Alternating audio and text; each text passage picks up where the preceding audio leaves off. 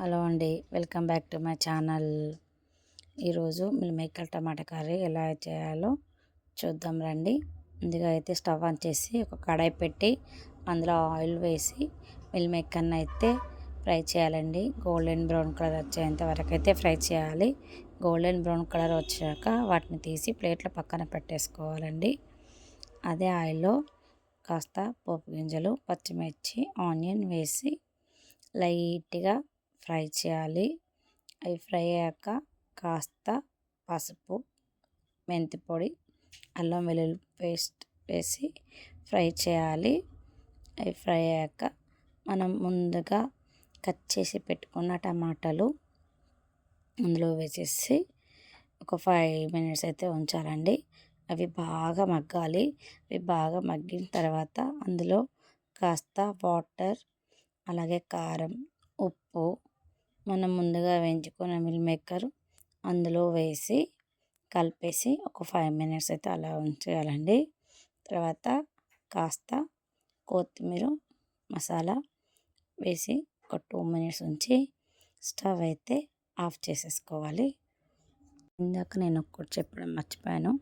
ముందుగా మనం mill మేకర్ని hot వాటర్లో కొంచెం సాల్ట్, మిల్ మేకర్ వేసి అవన్నీ ఒక 2 మినిట్స్ ఉంచేసి వాటర్ లేకుండా తీసేసుకొని ఒక ప్లేట్లో అయితే పెట్టుకోవాలండి.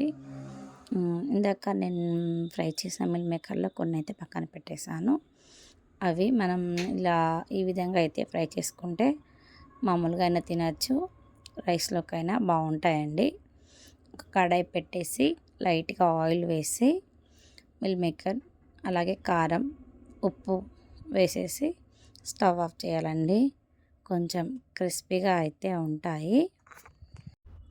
ఇంకా క్రిస్పీగా కావాలి అనుకునే వాళ్ళైతే మిల్ మేకర్ని మామూలుగానే వాటర్లో వేయకూడదు.